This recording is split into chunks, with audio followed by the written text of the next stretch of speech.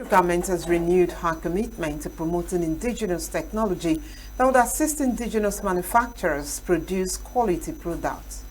The Deputy Director, Engineering at the National Agency for Science and Engineering Infrastructure, NASENI, Engineer Joseph Oladimeji Alasolui, disclosed this in Ado-Ekiti, the Ekiti State capital, during the agency's strategic focus group on Made in Nigeria products with the theme Made in Nigeria for Everyone. According to him, Nigerian manufacturers have the capacity to produce quality goods. The agency also said there is need for the citizenry to patronize locally made products and depend less on imported goods. Alosoluyi, who explained that part of NASENI mandates is to promote local technology, said federal government is making efforts to make Nigeria be more of producing nation than a consuming nation. We are having Chukwuma Okenwa, CEO, the Executive Director, Lead Network Africa, on standby on Zoom to have a conversation on challenges of manufacturing in Nigeria. CEO, you're welcome to Signature Business. Thank you so much. It's a pleasure. And greetings from Abuja, Nigeria. Okay, good evening, Mr. Chukwuma Okenwa. Just to start the basis of our conversation, what are the key factors responsible for the high cost of manufacturing in Nigeria? Well, it's an interplay of factors ranging in the fact that so depending on the sector that is involved, if it is in places where the materials can be sourced locally and you are competing on the same level ground with those that are in search of raw materials, thus you want to compete with big firms, that are abroad or outsourced in Nigeria, then as a local competitor, without having all of the funding, you're really going to struggle because the local people in charge of the raw materials is going to prefer whoever we give them more money. Secondly is the epileptic power supply in Nigeria calls for concern because this is one aspect that the Manufacturers Association, MAN, has kept on drumming, because energy drives businesses, energy drives manufacturing. And when you have a situation where you have to power the processes, largely from burning of diesel, it really makes it largely counterproductive. And so that means that a lot has to be spent in terms of energy. No thanks also to the recent hike in electricity tariff, right? So that is also a challenge. Another aspect when you talk about manufacturing is the very fact that sometimes access to funds and capital, it's a challenge, being that over time it's not really flexible enough. So guess what? The financial institutions more drive finance investment into financial sectors than the real economy, right? So where people are just interested in where can I put in my money and then it's going to yield.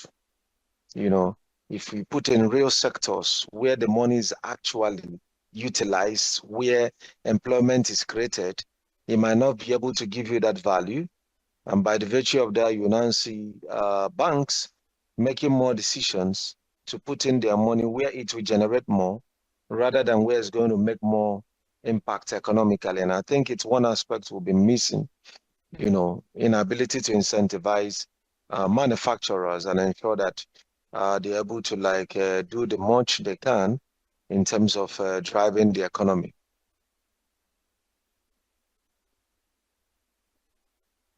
You mentioned, I don't know if I can, you're still on with us. Okay, you are. There's something you mentioned about assessing the raw materials. Are you saying that all manufacturing going on in Nigeria source their raw materials here, or are we also faced with sourcing raw materials from elsewhere before we can manufacture some products here? I would say that largely, right? Because, as a third world country, who is also a nation that is rich with natural resources, right? Literally ranging from solid minerals to like raw agricultural products, like you want to like refine to the next level, right? For other aspects, maybe that has to do with maybe things like coupling, right, or assembling of vehicles. Maybe yes, largely you could import all of those parts, beyond the shores of the country. But I can also tell you that in many things, we start from the scratch. Like for instance, anybody that is building understands that using wires made in Nigeria is far more estimable, right, than the one coming from China. So when you go to like, building shops to buy wire, Nigerian one is, sold higher and stuff like that. So, but the challenge even is that because government has not been able to incentivize manufacturing as it ought to, right? What you even have is like some people closing shops. We are no more manufacturing, like shut down. And so what will those into production of raw materials do? Just to move it beyond the shores of the country, right? Into where they have need for it. And then at the end of the day, as a nation, we could now largely depend on every other product but the ones made in Nigeria, right? And that also reminds me that part of the challenges that some of these guys face, aside from that I referenced that particularly in wire, Nigerian wire for housing, it's more esteemed than some other ones. But when you talk about like many other products, Nigerians tend to esteem that which is exotic, that which is foreign. And when we don't buy Nigeria, right, then certainly that's not going to be like a sort of incentive to local manufacturers, right? They are not going to have all of the money they need to actually survive, all of the harsh business realities. Because guess what? You start a business with a certain capital, right? As a matter of fact, any business that the model is only to strive and not to thrive cannot really survive business harsh realities, because first is that inflation is constant. There will always be inflation, right? It's one of the things that keep money, to still retain its value. Relatively, things are not expected to go down. They will just keep going up. In some cases, maybe as price control, you could have maybe fuel come up a bit and then, but on the average, when you check, things we, amount to bought for 10 years ago is certainly not, what is going to be. And even if Nigeria becomes so great, you are sure it's not going to get back to those days of 67 naira, 87 naira, right? So that means with all of the harsh business reality that face business people, you also now talk about multiple taxation, right? Harsh business environment, some policies of government that makes it tough for businesses to actually survive, let alone thriving. And that means that many people would actually not be able to survive. They won't have any business, to nurture, if they don't actually apply some extreme measures to keep themselves in business. Still on this, we've all been encouraged and almost all the time to shop Nigeria, to patronize Nigerian goods. But we still have majority of business people still importing from the Western world. This competition and the taste, majorly of Nigerians buying foreign, does it not affect the manufacturers as well?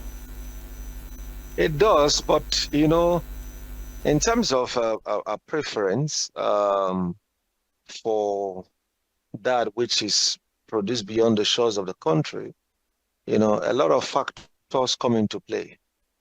First and foremost is You remember those days where like you want to buy a kilo of turkey or chicken from the ones that from Nigeria, right? Maybe you want to buy like a full chick that when you weigh, it will be slightly less than 1 kilogram, right? And then you are paying maybe about 7,000. But just to go to a mix shop, those ones brought in from Cotonou, the 1 kilo, you are getting it 3,200, right? Now it's cheaper. Why is it cheaper? The reason why it is cheaper is first and foremost, most of those chickens were smuggled in. So there was no tariff regulation. You know, tariff is one of the policies the government could use to a kind of give their citizens a detest, right? You know, when it's like a sort of taxation, you impose tax on things that are imported from out of the country so that people can begin to look at the internal alternatives. But unfortunately, when these things are smuggled, right? And then you now also now talk about, you know, the very fact that for some of it, right, they use some genetic engineering, you know, to grow chickens that maybe ordinarily you feed well for 3 months. And then in 3 weeks, somebody is breeding a chick, which may not even be healthy. But guess what? Because many people will look at the price. At the end of the day, you end up, disenfranchising the local producers and manufacturers. So high cost of production here in Nigeria would mean that if you're a business person, you're not in business, you know, just to pay tax to the government. You are in business to thrive. And guess what? If someone that is bringing, you know, some of those things, or if so, it myself as a business person discover that importing those things, right, and selling would be far cheaper for me than producing it myself. It just makes business sense, right? It only makes business sense that I do what will make me stay in business. Except maybe I just want to build Nigeria, you know, just out of patriotism. But the patriotism of one man sometimes may not be enough, because to continue that patriotism, you need it to be serviced, right? You know, by consistency in doing something that puts food on your table. So I think that basically the harsh business environment, you know, impacts the costs, you know, because before you fix your price, you want to check, okay, all of the taxes we pay for the government, you know, all of the energy, the monies you spent in powering your business, right? All of these, all of that, all of these, you know, including bribery that has to be paid, or bribes that has to be paid to regulators in some instances. When you now factor in all of that, you now begin to ask yourself, how much then is the profit? And so by the time you add all of that and that impacts on your final product, then how are you going to compete with someone who have a more favorable business environment and is not bedeviled with all of the factors that impacts on your costs? Mr. Chukwuma, you just talked about taxation now, and now it brings me to the question of what ways does multiple taxation affect the profitability of manufacturers in Nigeria? Yeah, so this is one of the things, you know, that has been a front burner issue. You know, taxes is good. Yeah, business issue, pay taxes, but multiple taxation is bad. It's criminal, it's illegal. And what is multiple taxation? So when we talk about multiple taxation, we're not talking about utility bills, right? I mean, service bills people should pay, or maybe whether it's electricity, that's utility bill. Maybe to have your refuse removed, that is utility bill. But like a business, right? Maybe like you run a certain business that is in the, maybe let's say you own a hospital, right? You pay to the Ministry of Health, and then business premises will come, Board of Internal Revenues will, on one business to one government. And then it is obvious that they don't want, they're after your business, right? Because there should be like that Board of Internal Revenue is just like government's own internal auditor. that should be able to look at the books of the different ministries, departments, and agencies. But when somebody tells you, okay, under the rationale and say, Ministry of Health, right? Okay, you're also a business, right? And then maybe someone also will come, even Ministry of Transport, and say, we know you own vehicles here. And other people will come, different ministries will just find a way, to get things from you. Then at the end of the day, you might be left with no business. And it's frustrating, it's distressing, it's discouraging. And apart from impacting on the morale of those that are creating jobs, both in the state and the nation, it also impacts on their businesses because, the costs, that should be diverted to production, to expansion, will now be diverted, to servicing, to paying more to government, which regrettably, sometimes some of those monies could end into private pockets. And when people gain extra, they don't use it for production, they don't use it for job creation. They use it for merriment, right? Maybe just go somewhere and then at the pain, of a business person trying to make ends meet, he's squandering the money because he doesn't know all of the pains, that the business owner has to go, to actually make ends meet, which oftentimes ends actually meeting in Nigeria. It's usually like a very tough one, right? I tell people that with the current predicaments we are faced in the nation, even destiny helpers need help, right? So that's the reality we find ourselves in. That last statement, the destiny helper needs help as well. But there is something that we will need to talk about that is important to every business person, and that includes the manufacturer. And it's e-sourcing funds. What are the challenges of sourcing finance for the manufacturer in Nigeria? Okay, so the major challenge is that the government, lacks at the moment a harmonized policy, right? Implementable. Yeah, we know that government created a platform, the NAFEX, which is where manufacturers could get like Forex at a subsidized rate, right? To be able to boost production. But at the end of the day, those that get these monies and these subsidies are not manufacturers largely, right? And this impact on business is typical of Nigeria, that whenever there is an incentive coming, whoever knows who will put the names of his people. I mean, I tell you, a World Bank decide and say, okay, let's empower 2,000 farmers. If you come into that hall and see 2,000 people, you including see those that they have not had anything to do with farming, come in there and then they say, farmers, maybe they accept the cheers. If you say great farmers, they will say feed the nation. Meanwhile, the person has never gone into any farm of any sort. And the real farmers are crying that they don't have access to financing. Now, financing comes, they just gather the political hallelujah boys to shout, great farmers, feed the nation. These are the kind of things we'll see.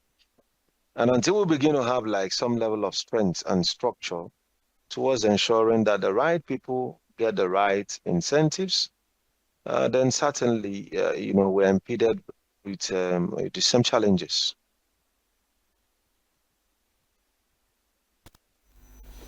All right. Another issue to look at right now is the same thing we've been trying to talk about, the employability of most Nigerians, especially young people.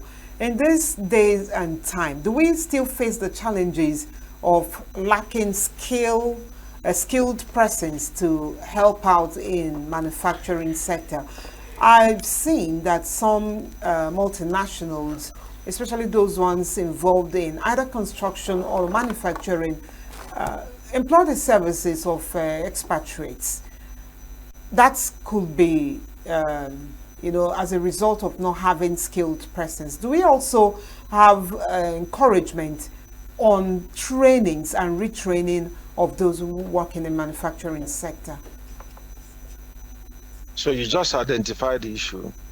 The skill gaps are quite glaring. Yeah, because of course, for you to have the expected outcomes, we have to bridge the gap between the industry and the institution.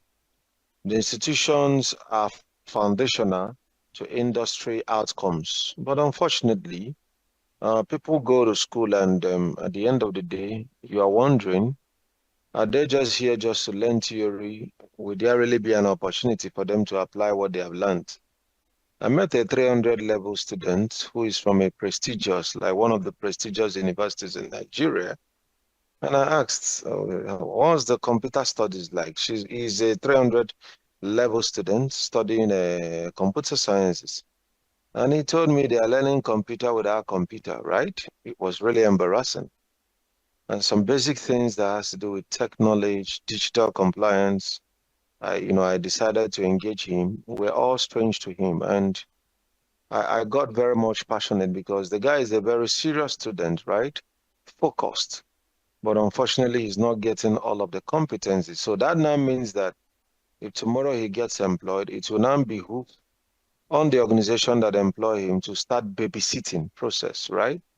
You train and retrain and stuff like that. And of course, capacity building, even when you get the right skill set, is indispensable. Not to talk about when you're starting with those that the institution has failed, right?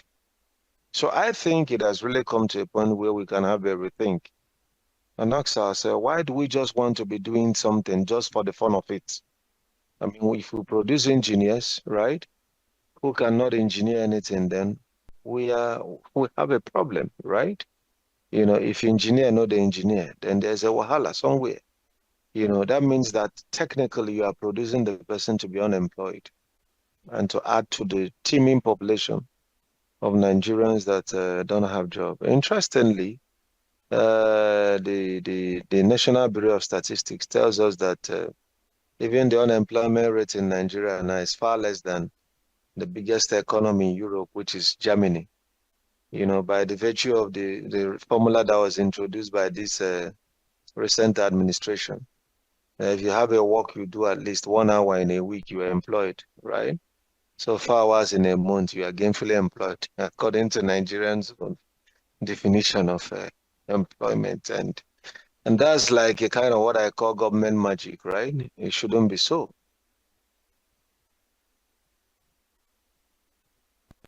Mr. Chukwuma, just to get an insight, we've been talking about challenges of manufacturing in Nigeria, and the essence of manufacturing is to enhance exportation. So what measures can be taken to reduce dependency on imported materials, imported raw materials? Simple. Government should invest more, right, into energy. The ones that are stable, because one of the major things that made businesses to pack up and stop production is epileptic power supply. Government need to do a lot in that regard. Second will be access to funding, right? Yes, we already have the Bank of Industry, but ask me whether the Bank of Industry is living up to its mandate. The answer would be in the negative, right? Because we don't see that bank actually get into the grassroots to incentivize production at that level, right? And don't be surprised that it's still politicians using it for politics industry rather than real capital industry. And so a lot can be done in that area, incentivize production, stabilize electricity, right? Create an enabling business environment, and of course, tariff, like Trump.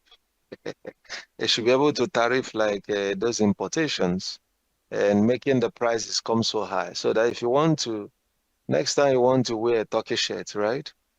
You can look at the Nigeria alternative, right? That's how governments use policies to actually ensure that their people buy that which is made by their people, right? CEO, Are there not stifling policies or inconsistent policies or even bureaucratic bottleneck that jeopardize chances of manufacturing sector thriving in Nigeria? Certainly. In fact, ranging from regulatory policies to the inhibitory ones, right? As a matter of fact, the challenges over times is that in Nigeria, if you are in business, something that in some other nations, right, one office can handle. I mean, Tony, before I joined, referenced about Portugal. Maybe you raised that business in 1 hour. Sometimes in Nigeria, deliberately, what one office will handle, you need to carry the fight to 5 offices, creating jobs for the boys, right? A research that was done about what it actually takes to clear container into Nigeria. In many countries, just 5 points, right? 5 signatures. In Nigeria, 30-something signatures, 30-something. That's bureaucracy, just to clear one container. And it could be very frustrating. You give this one, you give this one, you give this one, this, you know. I mean, at the end of the day, it's frustrating. Secondly, is that, okay, if you now want to look at either regulation or inhibition, if you look at SON, Standard Organization of Nigeria, right? Who they are, do they actually give the approval? Are they really helping businesses to upgrade their standard, right? And if the system has been so porous, even for very sensitive things that has to do with health products, that's why I commend the current NAFDAC chair, who seems like Dorakuile is back to Nigeria, right? You know, but for people actually to come to the point where people can import, manufacture killer products and put it out there, really shows you that regulation is the way to go, right? But then the inverse of regulation is what we call inhibition. So sometimes you don't have regulators trying to prune you to do better. But those who have actually come to end the business, is either you pay and pass, like pay pass, right? Pay pass. Or if you don't comply with all of the things that is expected, they don't mind coming up with 1 or 2 policies to end your business. We saw like the travails of Dangote, who at some point even NMPC then was saying that his fuel was not good. And he challenged NMPC and said, come on, where are you getting that, that evidence from? You don't even have a lab. We have the lab, and our lab shows that ours is far pure than yours. Moreover, is more sustainable and lasting, and some Nigerians have tried that for themselves, you know. So when the regulator that show the example, you know, is indicted or does not even have anything to regulate, but could just wake up and assess you without a balance, then it paints a dangerous picture. Oh man, the world is becoming the world is a global place. There are so many countries that are so advanced when it comes to technology, artificial intelligence, and the rest of it. So, how can Nigeria encourage innovation and research within the manufacturing sector? Very simple. We already have schools, institutions. So I recommend 3 things. Number 1, the TED Fund has been like created jobs for the boys. Yes, everybody complains that our higher institutions are underfunded. But guess what? If you hear the amount of billions, right? Trillions disbursed annually through TED funds, I tell you, would have done a lot in the educational landscape. But at the end of the day, it creates jobs for the boys. It creates foods for the boys. The political hickey haggers. And that has not in any way helped. So money is meant for education, meant for research. We should ensure that it's judiciously used. Secondly, in Nigeria, we've come to a point where budgets, right, or spending translates to performance, budgetary performance. They are not the same thing. The fact that maybe President Tinubu budgeted 7 billion or 7 trillion for education does not in any way show that he prioritizes education. What will show that he prioritizes education is when there is evidence that that 7 trillion was judiciously used in education. But when, for the optics, politicians come up with those statements, we're investing 7 trillion and people are clapping and say that's the biggest investment in education. You know, and then they will say we spend this on this. By the time you look at the things they spent on, they say we brought out 10 million children out of the streets, out of school children, and 15 million returned back by the time UN released their own statistics. And you are wondering, oh, school feeding program we invested, you know. By the time you look at it, it's just like we've just successfully done everything to just have at least an imaginary system of education, right? Where you say you are bringing people out of school. What about improving the quality of education? You say you are feeding those their parents cannot feed, right? You say you provided uniforms to children in the north to enhance access to education and return to classrooms, right? You say maybe you provide just all of those things. So by the time you look at the budget, you just marvel. Come on, it's just like sadly, you know, a statistic showed like you know, these regional development commissions. What all of those billions have always been used is to pay salaries. Niger Delta Commission. That's why when they also came up with Southeast Development Commission, people like us were excited on one ground and was not excited on the other, because they may also join their colleagues who will use all the whole billions to pay salaries to non-existent people, except very greedy folks who are sworn that Nigeria will never work in their time, right? For as long as they live. You know, it's sad. It's sad, but it's real. It's sad, but it's real. I understand that we were not able to exhaust the challenges of manufacturing in Nigeria and even to recommend a way forward. But this conversation is ongoing as our time is fast spent. Chukwuma Okenwa, Executive Director, Lead Network Africa, was our resource person on this segment. Thank you, CEO. See Nature TV. News in your pocket.